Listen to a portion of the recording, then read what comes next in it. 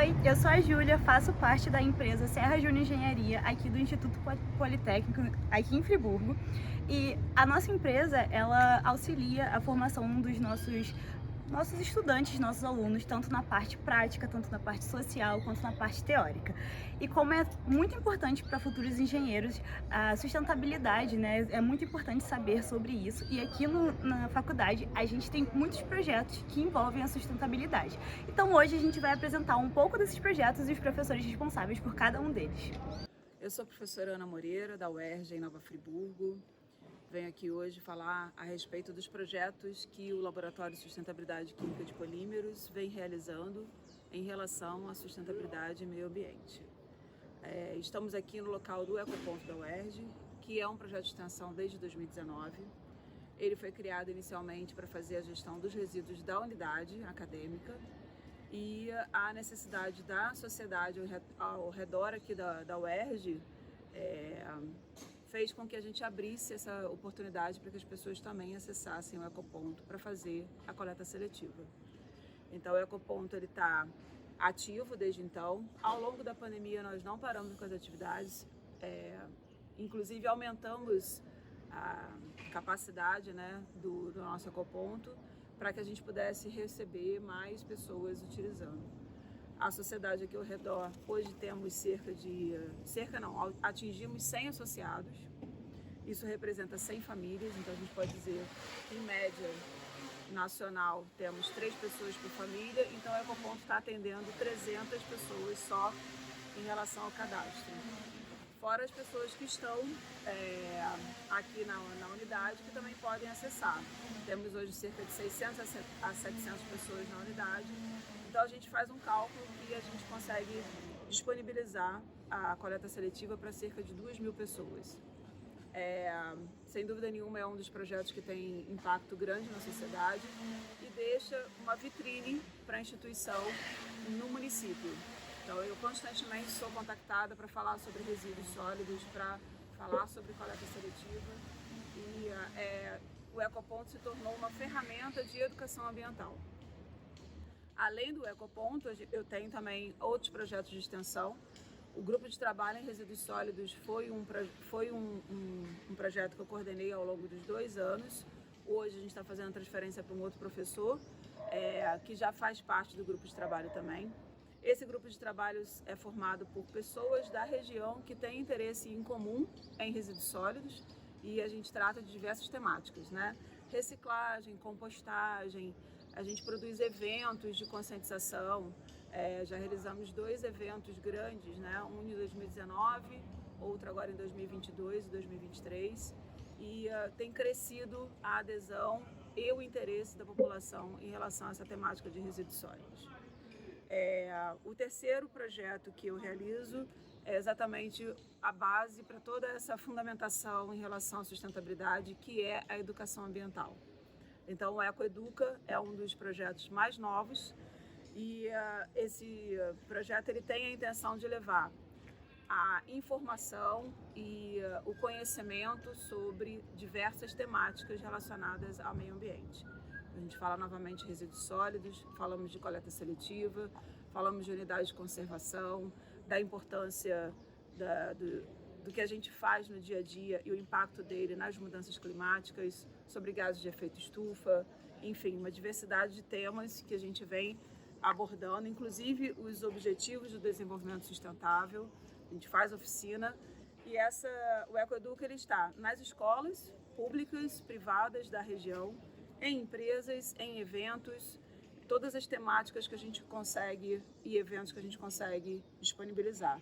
Porque a educação ambiental é uma educação continuada.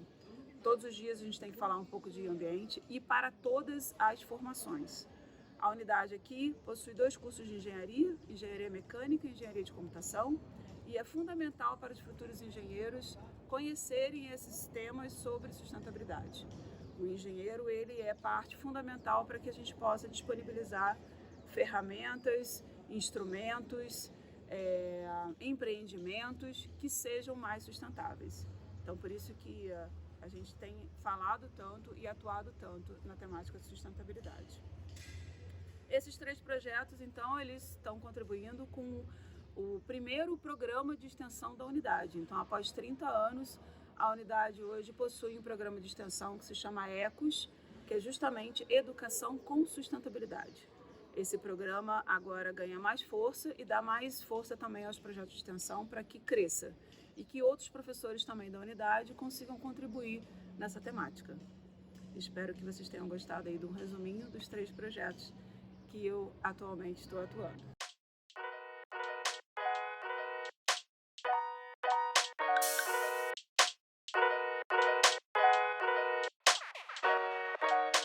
Meu nome é Marisa Rocha, eu sou professora titular do IPRJ e eu atuo basicamente na área de materiais, em especial com os materiais poliméricos, né?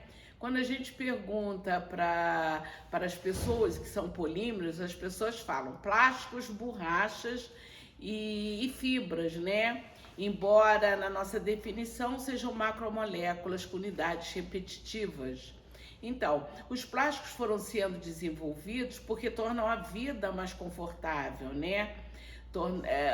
Melhora a nossa qualidade de vida, mas a inércia de vários tipos de plásticos, né, causa um problema ao meio ambiente, porque a inércia química que os fazem bastante utilizáveis, por exemplo, na área de embalagens, prejudica, né, na hora em que eles ficam depostos, né, em aterros sanitários, isso tudo, né? Então, hoje, há um desenvolvimento, um interesse grande por parte de empresas, indústrias, academia, no desenvolvimento, né, de polímeros biodegradáveis ou de obter polímeros a partir de fontes naturais, visto que a maioria dos polímeros são produzidos, né, na indústria de petróleo, vem da petroquímica, né, que é uma fonte não renovável. E hoje, então, nós estamos atualmente desenvolvendo, por exemplo, um curativo cicatrizante à base de plantas e à base de alginatos, que é um polissacarídeo natural. Então, queremos obter, né, um curativo totalmente verde, né, no sentido estritamente do termo. Mas também nós desenvolvemos certos produtos que são a base, né, das poliolefinas convencionais, polietilenos, polipropilenos, em que nós incorporamos certos resíduos agroindustriais, por exemplo. Nós já desenvolvemos com os resíduos de casca, torta de mamona, já desenvolvemos com aveia, casca de aveia, resíduos de madeira. Então, à medida que a gente consegue um produto desse, a gente diminui, então a gente torna aquele material que não é biodegradável um pouco mais com caráter biodegradável. Então, nós temos efetuado pesquisas nesse sentido, né? Além disso, na área ambiental, eu trabalhei vários anos dirigindo, coordenando o projeto de estudos ambientais do IPRJ, trabalhei em todos esses coletivos, como representando a UERJ, sempre no Comitê de Bacias Hidrográficas do Rio dos Rios, representei a UERJ no Parque Nacional Serra dos Órgãos, Câmara Técnica, né, de Pesquisa, no Parque Três Picos. Então, no Fórum Municipal de Meio Ambiente da cidade, a gente sempre que pode também colabora, né, junto ao desenvolvimento de políticas públicas sustentáveis, né, em relação ao meio ambiente. Mas eu acho que temos que continuar desenvolvendo materiais, porque sem materiais como poderíamos, né, evoluir? E a gente pode procurar essas novas formas, né, de utilizar polímeros biodegradáveis, polímeros naturais, melhorar, né, a forma de reaproveitamento, reciclagem, de forma a continuar utilizando esses materiais. Meu nome é Leandro Ratanero, eu sou professor aqui no Instituto Politécnico do Rio de Janeiro, nos cursos de Engenharia Mecânica e de Engenharia da Computação.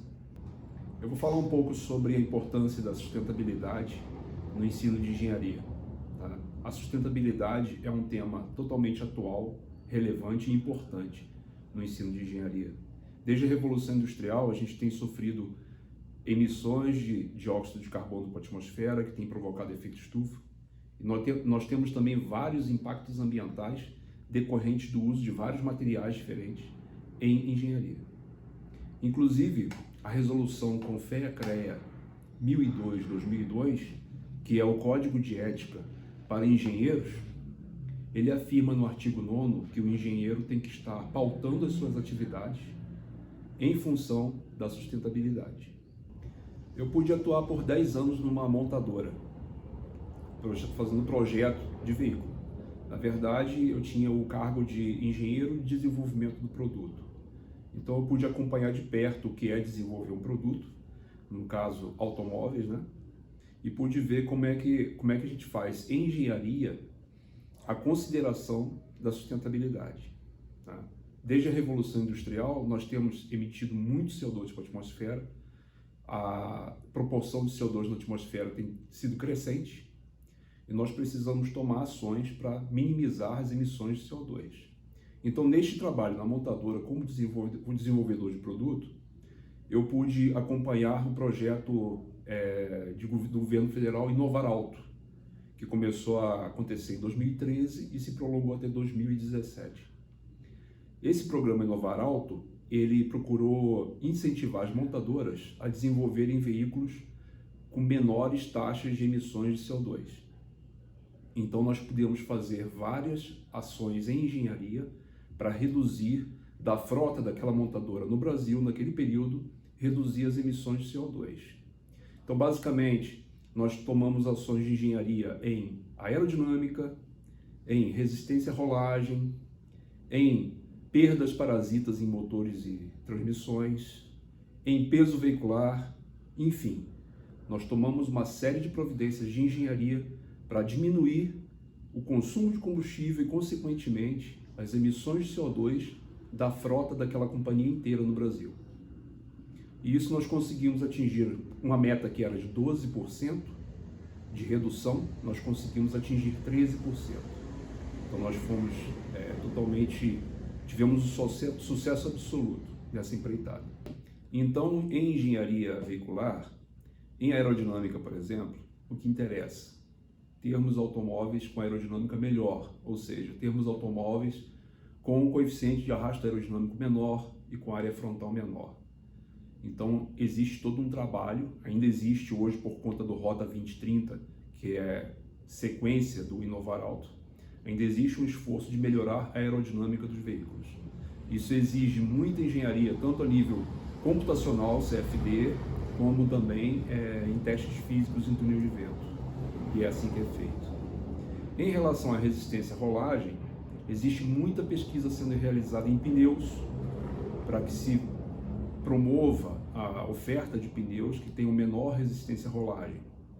Isso é importante por quê? Porque um veículo, mesmo em baixas velocidades, ele estará dissipando energia via rolagem. Então, existem os fabricantes de pneus, em especial, eles são especialistas no desenvolvimento de pneus e eles buscam novos materiais, novos compostos para borracha, novos desenhos de pneu, exatamente no sentido de minimizar a resistência à rolagem. No campo de motores e transmissões, também existe toda uma pesquisa sendo realizada em empresas, em montadoras e em universidades em parceria. Por exemplo, em motores existe o campo de tribologia, que é o campo que trata de atritos, trata de desgastes e lubrificação, tudo ao mesmo tempo. Então existe toda uma pesquisa sendo feita no campo de motores, ainda de combustão interna, no sentido de minimizar os atritos internos dos motores. Afinal de contas, um veículo parado num sinal, por exemplo, ligado, ele está consumindo combustível especificamente para manter o motor em movimento. E essa energia está sendo dissipada exatamente por efeitos tribológicos no interior do motor. Então, em relação a peso do veículo, é evidente que quanto menor o peso do veículo, menor a energia que será gasta para esse veículo entrar em movimento e manter esse movimento. Então, derivando desse campo de conhecimento, existem muitas pesquisas em materiais, existem muitas pesquisas em resistência dos materiais, de tal forma a manter a mesma segurança dos veículos e oferecer uma estrutura mais leve para os veículos. Ainda no campo do powertrain, que são motores e transmissões, também existem muito desenvolvimento tecnológico acontecendo na área dos híbridos, mas existem vários níveis de hibridização. A hibridização quer dizer o seguinte: vamos misturar a tração veicular, motor de combustão interna, com motores elétricos. Agora, de que forma essa combinação é feita? Existem infinitas possibilidades. Então, existem diferentes níveis de hibridização. Desde um start-stop, por exemplo, que é uma hibridização a nível muito baixo, até um carro majoritariamente de motor elétrico de propulsão auxiliado por motor a combustão para recarregar as baterias. São vários níveis de hibridização diferentes. Então, veja, tudo isso que nós estamos falando, tanto em hibridização quanto em tecnologias outras veiculares, estão voltadas para uma questão de sustentabilidade em engenharia. Hoje eu tenho aqui no Instituto Politécnico um projeto Prodocência da UERJ, no qual nós estamos fazendo um trabalho de conscientização totalmente voltado para a sustentabilidade. O nome do projeto é Uso Sustentável de Veículos Automotores. Nesse projeto, eu e 5 alunos do IPRJ, nós procuramos levantar informações para o público em geral, no sentido de as pessoas utilizarem os veículos de forma mais sustentável. Ou seja, tanto o dono de uma frota de caminhões, quanto o dono de uma frota de automóveis, quanto o motorista particular do seu próprio veículo. O que eu posso fazer para diminuir o consumo de combustível do meu veículo e, ao mesmo tempo, diminuir as emissões de dióxido de carbono para a atmosfera? Esse projeto está sendo executado por nós, por esse grupo, e nós pretendemos, em breve, estar emitindo uma cartilha e algumas palestras, provavelmente, elucidando exatamente o que se pode fazer. O que o povo comum pode fazer para diminuir as emissões de CO2 dos nossos veículos. Bom dia, meu nome é Diógenes, eu sou professor associado aqui do Instituto Politécnico, uma instituição aí pertencente à UERJ, tá? Nosso grupo aqui então, faz parte da UERJ e é localizado em Nova Friburgo. A gente tem aqui 2 cursos de graduação e também alguns cursos de pós-graduação em mestrado e doutorado. E existem alguns projetos aqui voltados para sustentabilidade. Então, a gente desenvolve tecnologias, né, relacionadas aí com sustentabilidade, envolvendo alunos tanto de graduação quanto de pós-graduação. Então, aqui a gente pode citar algumas tecnologias desenvolvidas aqui na instituição, que foram até passíveis de patente, que foi o caso aqui do briquete ecológico. Então, é uma patente concedida recentemente para a UERJ poder explorar. Inclusive, ela foi selecionada dentre muitas patentes para ser explorada junto à indústria, à comunidade, né? Então, assim, quando a empresa tem interesse, ela pode usar essa patente e pagar royalties para a UERJ. Uma parte desses royalties ela é direcionada para a instituição, no caso aqui o Instituto Politécnico. Então, essa é uma patente que foi desenvolvida junto aos alunos de graduação. Foi a primeira patente verde aqui do Instituto Politécnico. E isso é muito importante, né, para a formação de recursos humanos, a formação de profissionais na área, né? Assim, hoje está muito em pauta a questão do aquecimento global, a questão ambiental, né? O controle de emissões. Então, é muito importante isso para a sociedade, para a formação do engenheiro, né? A gente tem dois cursos de graduação aqui, engenharia mecânica e engenharia da computação. Então, é muito importante a formação de recursos humanos com essa bagagem, né, ecológica, entre aspas, né? Então, assim, as empresas elas estão exigindo muito profissionais aí com uma formação, né, assim, voltada para a área ambiental, né, que tenha conhecimento da parte de legislação ambiental, a parte de aplicação também. Então, é muito importante a instituição estar trabalhando em projetos, né, que tenham esse escopo aí, né, na formação, né, e pensando no mercado de trabalho. Nós temos também outras tecnologias aí, que é a produção de biodiesel, alunos que trabalharam em projetos de produção de biodiesel. Hoje nós temos aí um diesel que ele leva uma porcentagem de biodiesel, que é o diesel renovável, que é feito de óleo de soja, pode ser feito de qualquer fonte oleosa, tá? Então aqui são alguns exemplos de biodiesel. Outros projetos que a gente desenvolveu também foi relacionado aí com a parte sustentável, telhado verde, foi também um caso aqui que gerou um projeto de graduação e também uma tese de mestrado, né? Isso tem várias aplicações do telhado verde na questão de redução da temperatura do ambiente, redução de particulado, na questão também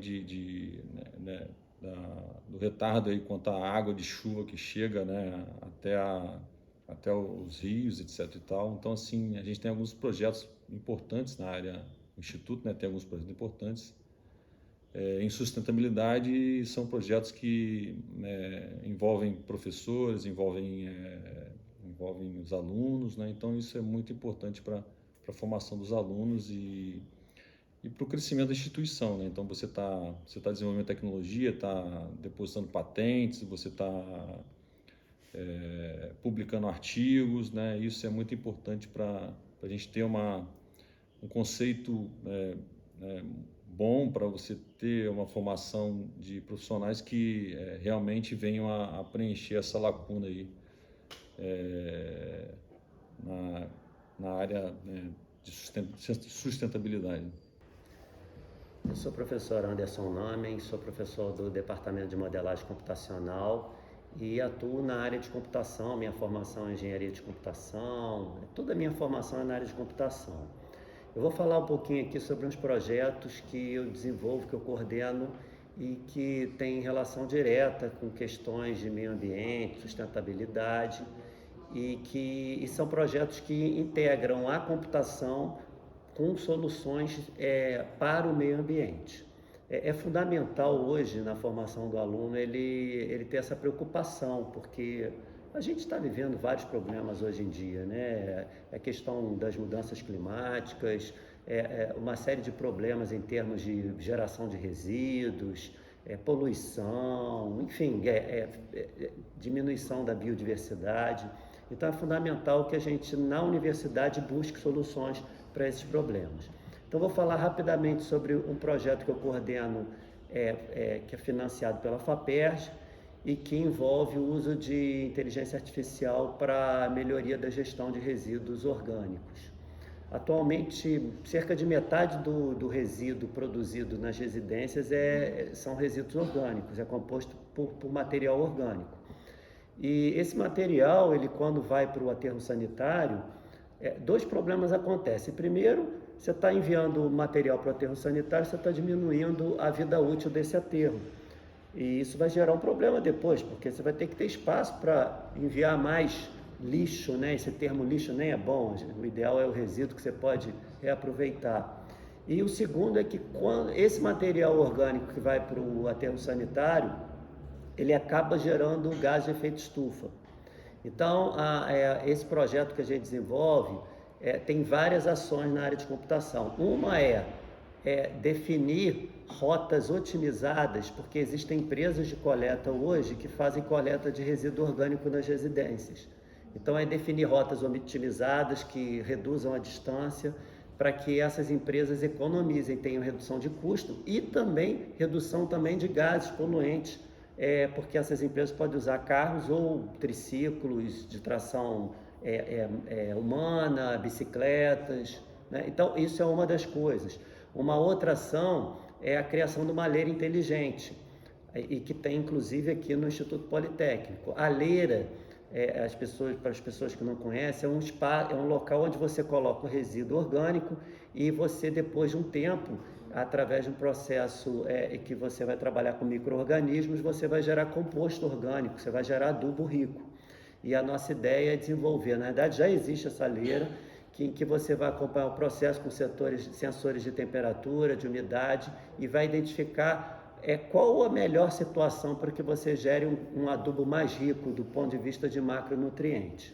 Nesse projeto também a gente atua com um assistente virtual, uma espécie de um chat, de um robozinho, em que você apresenta respostas para perguntas ligadas à questão da gestão de resíduos orgânicos e, finalmente, um aplicativo de gamificação, um aplicativo de recompensas, em que as pessoas que separam o resíduo orgânico e que participam mais desse projeto, elas vão poder ganhar pontos, recompensas e vão poder, a partir daí, ganhar descontos em empresas parceiras do projeto. Então, isso é uma iniciativa. Nós temos outras iniciativas também, tem um projeto Prodocência, que 3 alunos participam, em que a gente está desenvolvendo um aplicativo para calcular o índice de sustentabilidade de aterros sanitários, porque isso é fundamental para identificar como está a operação do aterro do ponto de vista de operação técnica, a questão da viabilidade econômica e os impactos sociais que o aterro sanitário tem sobre as pessoas, as comunidades que vivem no entorno dele. Enfim, há diversas oportunidades. Eu coloquei aqui 2 projetos que a gente está desenvolvendo aqui no IPRJ, mas volta e meia eu oriento alunos com projetos finais que trabalham com questões ligadas ao meio ambiente e com soluções que envolvem a computação e que podem ajudar na melhoria da sustentabilidade, na questão da sustentabilidade. Olá, meu nome é Letícia, sou professora do IPRJ da UERJ e hoje a intenção é falar sobre a atuação dos professores do IPRJ em materiais para sustentabilidade, para meio ambiente. Então eu vou apresentar uma parte daquilo que eu trabalho, daquilo que eu uso como material de pesquisa. Então eu atuo na área de materiais cerâmicos. E os materiais cerâmicos, eles têm várias possibilidades de utilização, né? Desde aqueles mais comuns que a gente utiliza em casa e que a gente já tem na mente que são materiais cerâmicos, como os vidros tradicionais, porcelanas e argilas, até materiais mais avançados, que a gente chama de cerâmicas avançadas. São basicamente utilizadas para refratários avançados ou suportes para catálise, por exemplo, para melhorar reações, e ainda biomateriais. E na linha de biomateriais, mais especificamente para implantes ortodônticos, por exemplo, ou revestimento de implantes ortopédicos. Ainda há linha na possibilidade de pesquisa de produção de filtros. E esses filtros podem ser de vários materiais cerâmicos com especificação para filtragem em meio aquoso. Então a gente pode pensar em filtros com tamanho de poros adequados para particulados, para elementos gasosos, e aí a gente pode trabalhar a área disponível para a absorção de determinados materiais gasosos, ou então remoção, por exemplo, de manchas de óleo em meio aquoso. Então, variando a forma de processamento de um determinado material cerâmico, eles podem ser utilizados para recuperação de águas com esse objetivo, no sentido de preservação ou conservação, manutenção de meio ambiente. É claro que, dependendo da sua utilização, você tem que usar recursos que também sejam amigos do meio ambiente, né? Recursos verdes, como a utilização de solventes que sejam menos tóxicos ou que você tenha a destinação correta de determinados elementos. E, além disso, é possível que a gente tenha produção de materiais específicos para suportes de crescimentos biológicos, por exemplo, e que isso vai favorecer crescimentos específicos de determinadas espécies para que haja a presença daquela espécie ou que você atraia outras espécies específicas para aquele ambiente, né? Como ambientes de aquário, então você pode ter cerâmicas específicas para crescimentos de bactérias favoráveis para ambientes de aquários marinhos e ambientes de aquários doces, por exemplo.